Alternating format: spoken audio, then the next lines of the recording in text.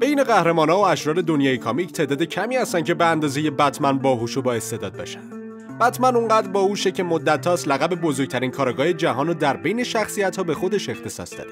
بارها و بارها دیدیم که بتمن جزئیات یک صحنه جرم رو درآورده و در ابعاد انسانی هیچ کس در جهان نیست که از بروس وین باهوش‌تر باشه. البته خب اکثر اوقات اینجوریه. چون میدونین یک سری از رازها و معماها هستن که حتی بتمن هم نتونسته حلشون کنه. و امروز ما اینجا هستیم تا معماهایی که بتمن از پس حل کردن اونها برنیومده رو معرفی کنیم. سلام، من عرفان هستم و به فاکتور استودیو خوش اومدید. اگر شما برای اولین باری که به اینجا سر میزنید با سابسکرایب کردن کانال و فعال کردن زنگوله سایر ویدیوهایی که واسهتون میسازیم از دست ندید. و اینکه فکر نکنم حرف دیگه باقی مونده باشه. اگر آماده اید برو بریم سراغ ویدیوی امروز. Let's go.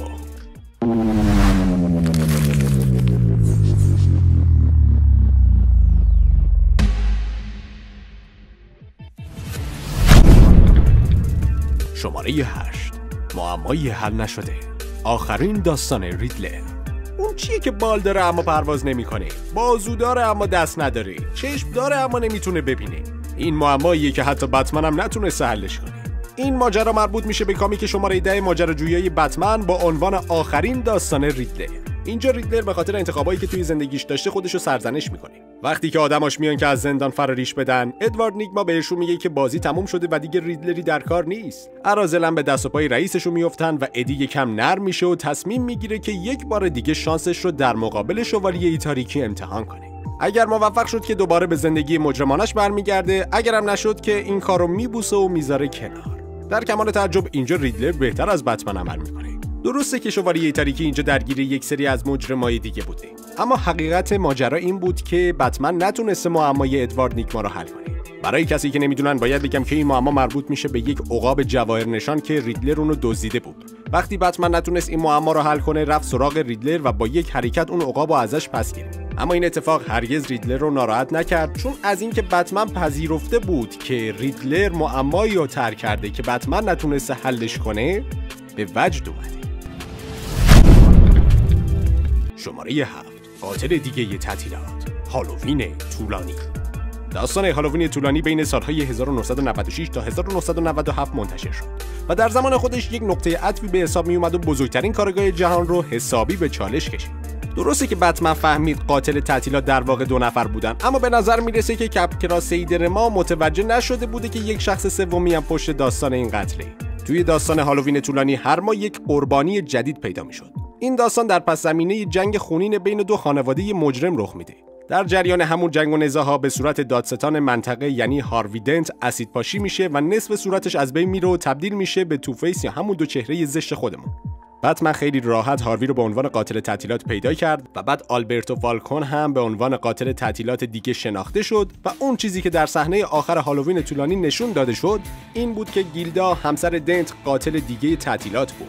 اون مسئولیت چند تا از قتلا رو گردن گرفت و گفت که اونها جزئی از نقشه‌هاش بوده و می‌خواسته با این کار فشاری که روی همسرش بوده رو کم کنه تا اینطوری بتونن به زندگیشون ادامه بدن و شروعی دوباره داشته باشن.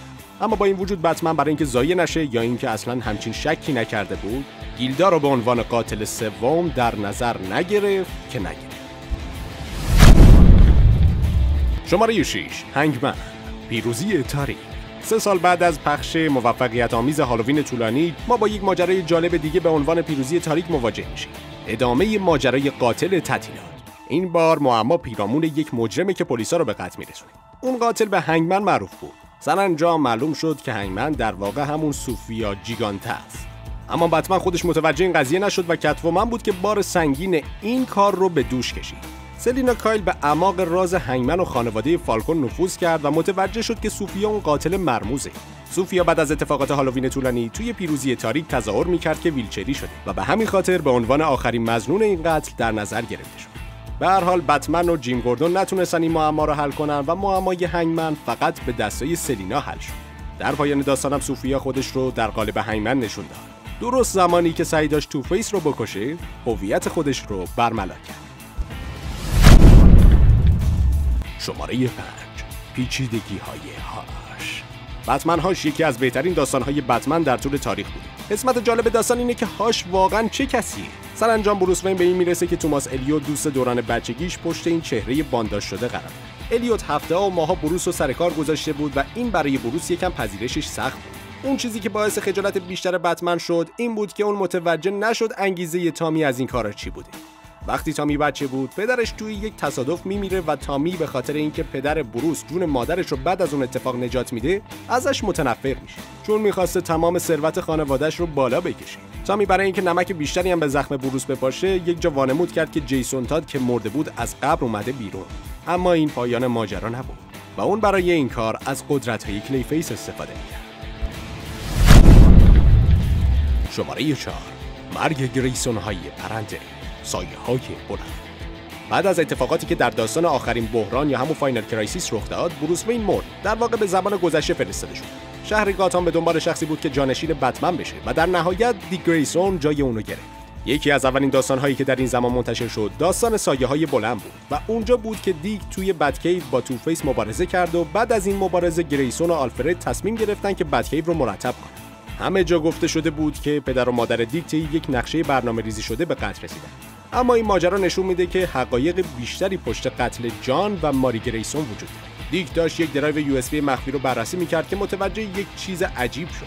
اون متوجه شد که بروس از قبل داشته روی پرونده مرگ گریسون ها کار میکرد و به نظر میرسه که وین موفق نشده که به طور کامل به حقیقت اون قتل ها پی ببره و متاسفانه جوابی برای این سال پیدا نشد و دوباره هم کسی سراغ این موضوع نرفت. شماره 3: اون تونست آلفرد رو نجات بده. سیتی آف بی. این داستان مثل بقیه داستان‌ها نیست. اینجا بتمن توی حل یک معما اشتباه کرده. این اشتباه باعث مرگ شوکه کننده و همیشگی آلفرد شده. این معما از این قرار بود که اگر خانواده بد توی گاتهام میموند، آلفرد به قتل میرسید. بنابراین بروس وین با سلینا کایل به پاریس رفتن و این در حالی بود که بقیه قهرمان‌های ما جلوی دید نبودن. به نظر می‌رسید کسی که این تهدید رو کرده توماس وین بوده. توماس به همراه بین به شهر گاتهام رفت و بروس رو تهدید کرد که اگر قهرمانی هنوز توی این شهر مونده باشه جون آلفرد رو میگیره. همه خواننده‌ها اینجا توقع داشتن که بروس به این فکر کنه که چجوری میتونه بره و جون آلفرد رو نجات بده. اما معما اینجاست که چرا بروس وین در تمام مدت فقط به این فکر کرده که چجوری با سلینا وقت بگذرونه. و خب همه اینا مربوط میشه به پیغامی که آلفرد برای بروس فرستاده و بهش گفت که موفق شده از گاتهام بزنه بیرون. بنابراین بروس دیمین رو به گاتهام فرستاد. اما در حقیقت اینطور نبود. آلفرد هنوز توی گاتهام بود. بازگشت دیمین به گاتهام باعث شد که بین گردن آلفرد رو بشکنه. این بدترین کاری بود که میشد در حق بتمن کرد. بتمن بعد از اینکه ماجرا رو فهمید تصمیم گرفت که به گاتهام برگرده و به حساب یک یکشون برسه. شماره 2: جوکر چجوری برگشت؟ بتمن بیاند بازگشت جوکر.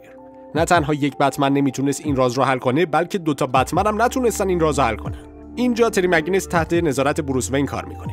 این دو نفر حسابی گیج شدن چون جوکری که سالها پیش مرده بود حالا برگشته و حسابی دردسر درست کرده. جوکر چجوری بعد از 40 سال که مرده بود دوباره زنده شده و برگشته؟ نه تری و نه بروس هیچ کدوم نتونستن این معما رو رمزگشایی کنن. مشکل مهمتری هم که وجود داشت این بود که این جوکر همه رازهای رقیب قدیمیش رو میدونست، از جمله اینکه بتمن همون بروس وینه و معلوم شد که جوکر یک میکروچیپ ژنتیکی طراحی کرده بود و اون رو توی بدن تیم دریک جوان جاساز کرده و بعدها این میکروچیپ تیم سن و سالدار رو تبدیل میکنه به آقای جی. اما این نقشه قبل از اینکه جوکر بتونه به طور کامل بدن تیم رو ازش بگیره توسط تری متوقف شد و تنها چیزی که از کار جوکر فهمیدیم این بود که به خاطر روحیه خشن و علاقه‌ای که به قتل عام کردن داشت، دوست داشت که پای همه رو هم به این نقشه بزرگش باز کنه.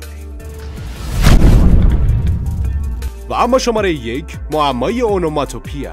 اونوماتوپیا یکی از جذاب‌ترین اشعار مدرنی است که توی کامیک‌های دیسی وجود داره، ولی تا به امروز ازش خیلی کم استفاده شده. علیرغم اینکه این شرور به عنوان یک کماندار زمردی معرفی شده، یک آدم بد منحصر به فرد و یک سری درگیری‌های عجیب و غریب با بتمن داره. اگر بخوایم جزئی‌تر بگیم، توی داستان د ودینگ گاید در سال 2009 نشون داده شد که اونوماتوپیا کاملاً از بتمن باهوش‌تره. تا به امروز هویت این شرور هنوز حل نشده باقی مونده. صورتش تا به حال دیده نشده. به طرز وحشتناکی خبری از زندگی خانوادگیش وجود نداره. فقط شنیدیم که اون قبلا توی یک دفتر بیمه معمولی کار می‌کرده. و حتی بتمن هم نتونسته رازی که درباره این قاتل سریالی وجود داره رو حل کنه. برای کسی که این شخصیت رو نمیشناسن باید بگم که اون یک قاتل وحشیه که کارش رو با سلاح‌های سرد انجام میده. اون همیشه در سکوته و فقط صدای یک سری اتفاقات رو از خودش در میاره. مثلا وقتی داشت گلوی سیلوا رو میشکافت، صدای شکافته شدن گلو رو از خودش در میآورد.